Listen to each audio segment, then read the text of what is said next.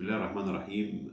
فيديو جديد. نادي الزمالك، كواليس نادي الزمالك، اخبار نادي الزمالك. الدنيا مقلوبه.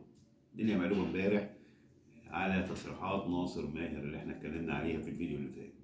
الدنيا مقلوبه. كابتن ابراهيم عبد الجواد، الاستاذ هاني حتحوت، كله مش عاجبه التصريحات بتاع ناصر ماهر. بيتكلم على ان هو بيقول اساطير. اولا ناصر ماهر لما بيتكلم على الاساطير اللي هي الموجوده حاليا، اتكلم على شيكابالا واتكلم على عبد الله السعيد واتكلم على محمد عبد الشافي. ما اتكلمش على زمان، يعني ما اتكلمش على كابتن الخطيب، ما اتكلمش على كابتن صالح سليم. يعني ما اتكلمش على الناس اللي هم زمان. هو الراجل بيتكلم على الموجودين دلوقتي. فهو ما غلطش، يعني ناصر ماهر ما غلطش. ناصر ماهر شيكابالا اسطوره، بيتكلم على عبد الشافي اسطوره، عبد الله السعيد اسطوره، مقارنه بالناس اللي موجود في النادي الاهلي. اللي موجودين في النادي الاهلي نجوم لعيبه. يعني هل كهربا اسطوره؟ طبعا لا. هل قفشه اسطوره؟ طبعا لا. هل حسين الشحات اسطوره؟ طبعا لا.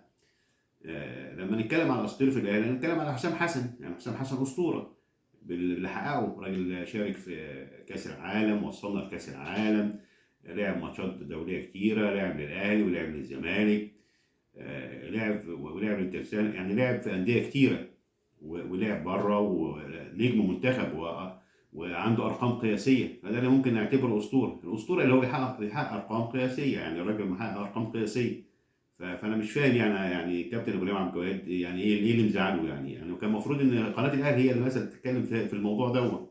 لكن ما تبقى قناه عامه وقناه اون تايم وقناه محترمه وقناه احنا كلنا بنحبها وبنقدرها وطبعا من القنوات اللي هي يعني طبعا عليها اسهامات في الرياضه المصريه، اسهامات كبيره جدا. ويطلع كابتن ابراهيم عبد الجواد ويتكلم ومش عاجبه ويقول له اللي مالوش خير في ناديه مالوش خير في النادي اللي هيشتغل. يعني دي مش شغلتك يا كابتن ابراهيم. انت راجل، يعني احنا انت راجل كنا بنعتبرك محايد ومحترم وشخصيه مهذبه جدا. ونفس الشيء بالنسبه للصديق طبعا هاني حتحوت. يعني برضك مشي في نفس المنوال. يعني محدش طيب. يعني المفروض ان النادي الاهلي هو اللي كان طلع مثلا. لو النادي الاهلي مش عاجبه كلام ناصر ماهر كان طلع بيان. كان طلع بيان يتكلم فيه وقال فيه احنا مش بيشجب هذه التصريحات او بيستنكر هذه التصريحات. لكن احنا الناس تطلع بتتكلم نيابه عن النادي الاهلي عشان تتقرب من جمهور النادي الاهلي. لا، هو جمهور الاهلي برضك ملوش حبيب. يعني انا بفكركم جمهور الاهلي ملوش حبيب. اول ما هتتكلم على اي حاجه مش هيسيبك يعني. وانتوا عارفين كويس كده. يعني هننقلب السحر على الساحر زي ما بيقولوا يعني. ف- فاللي طلع ده يعني شيء غريب. يعني انا بستغرب. يعني انت محموق ليه وزعلان ليه يعني الراجل ناصر ماهر ده لعيب مهذب ولعيب مهذب. الراجل طلع اللي في قلبه، اتكلم من قلبه. لما يتكلم عن اساطير موجوده حاليا مقارنه بالموجودين في النادي الاهلي، مع احترامنا لكل لعيبه النادي الاهلي، الاساطير موجوده في نادي الزمالك. نادي الزمالك هو نادي الاساطير فعلا يعني. ونادي الاسماء. يعني حتى الهتافات بتاع نادي الزمالك: يا زمالك يا مدرسه فن ولعب وهندسه. تلاقي كده شعارات وهتافات ثابته ثابته من زمان، من الستينات ماشيه لحد دلوقتي. الجمهور بتاعه وطريقه تشجيعته فعلا هو نادي الاساطير. مش اي كلام، مع احترامنا لاي نادي اخر. لكن في نفس الوقت برضك يمكن ما عجبنيش برضك ان كابتن احمد سليمان يطلع يرد على الصفحه بتاعته ويتكلم على ابراهيم عواد بهذا الاسلوب. يعني في متحدث رسمي يا كابتن احمد. يعني هو كان المفروض ان هو اللي يتكلم، هو اللي يطلع يتكلم، هو اللي يطلع بيان، هو اللي يدافع عن النادي. لكن حضرتك تطلع تتكلم. يعني لو مهيب عبد الهادي هو اللي كان هاجم ناصر ماهر كنت تطلع تتكلم، كنت هتتكلم. يعني انت المفروض انت تسيب الدور ده، ومش دورك، مش دورك كعضو مجلس اداره انك تطلع تكتب على صفحتك وتنتقد.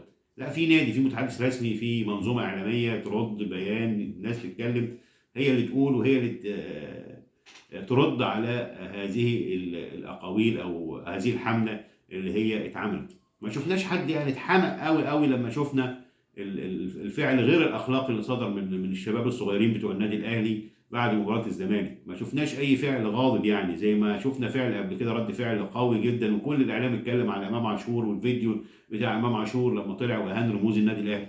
محدش بينطق، محدش بيتكلم. فيبقى في يعني يبقى في حياد. يعني لما ابقى قناه محايده او برنامج محايد اقول اللي ليا واللي عليا. ما اتدخلش بقى ان انا ما اتطوعش ان انا ابقى محامي للاخرين. ما النادي الاهلي ليه قناه. يعني النادي الاهلي ليه قناه ممكن اي حاجه بيرد عليها، زي ما كان في قناه الزمالك انها ترد على اي شيء خاص بنادي الزمالك. رغم ان انا بتعجب طبعا قناه الزمالك كان المفروض ان يبقى برضك ان هي يبقى لها دور تتكلم فيه عن تدافع عن نادي الزمالك في امور كتيره جدا هي بتتجاهل الدفاع عنه للاسف الشديد في الفتره الاخيره. لابد يا جماعه ان يبقى الاعلام بتاعنا اعلام محايد. يمكن انا بوجه لهم لكابتن او الاستاذ ابراهيم عبد الجواد والصديق الغالي العزيز هاني حتحوت ان هم اتكلموا في هذا الموضوع ويدافعوا عن اساطير، بس يا ريت هم كانوا سمعوا. يا ريت يعني انا كنت اتمنى ان هم يسمعوا قبل ما يتكلموا. هو اتكلم، هو الراجل ما اتكلمش على الاساطير بتاع زمان، بيتكلم على الوضع الحالي دلوقتي. فانا لو انا اقول لك ان شيكابالا اسطوره، عبد الشافي اسطوره، عبد الله سعيد اسطوره، هات لي بقى اساطير قصادهم في الجيل الحالي موجودين في النادي الاهلي. مين الاسطوره في النادي الاهلي دلوقتي؟ ما اعتقدش يعني ان دول لعيبه يمكن يقارن بيهم حد يعني. الاسطوره ده اللي هو يعني حاجه، راجل بيبقى عنده بقى اخلاص وعنده انتماء وعنده ولاء وعنده حب للمكان اللي هو فيه وبيمتع الجمهور، حاجات كتيره قوي قوي يعني. فنتمنى الحياد من القنوات، الناس تراجع نفسها، والناس قبل ما تتكلم تراجع يعني، او تسمع الاول، ما تاخدش على مسمع يعني، على مسمع لا، تسمع وتشوف بعينيها قبل ما تتكلم وقبل ما تطلع باشياء تلام عليها بعد كده. بالتوفيق ان شاء الله. الزمالك النهارده كان طبعا بيتدرب، ما فيش خلاص ماتشات وديه. استعداد بقى لمباراه الاسماعيلي هتبقى يوم 19. يمكن لسه احمد حمدي مصاب بيعمل برنامج تاهيلي، لسه زياد كمال مصاب بيعمل برنامج تاهيلي برضك نفس الشيء. في ناصر ماهر برضك النهارده ما شاركش في التدريبات الجماعيه، بيعمل برنامج تاهيلي عشان في اصابه في القدم. طبعا الونش ما شاء الله الحمد لله العمليه نجحت، وهيبدا بقى فتره الراحه السلبيه، وبعد كده يبدا البرنامج التاهيلي. نتمنى له الشفاء العاجل من اللعيبه الممتازين، اللعيبه الجمال جدا، اللعيبه المهذبه، اللعيبه المؤثره. والزمالك جاهز للقاء الاسماعيلي، هيخش معسكر مغلق يوم الاحد القادم، هيبقى معسكر لمده يوم واحد فقط، ويكون اول مباراه لجوميز عشان الناس تتفرج وتشوف المدرب الجديد واللعيبه الجديده. والتوفيق ان شاء الله للنادي الملكي. شكرا.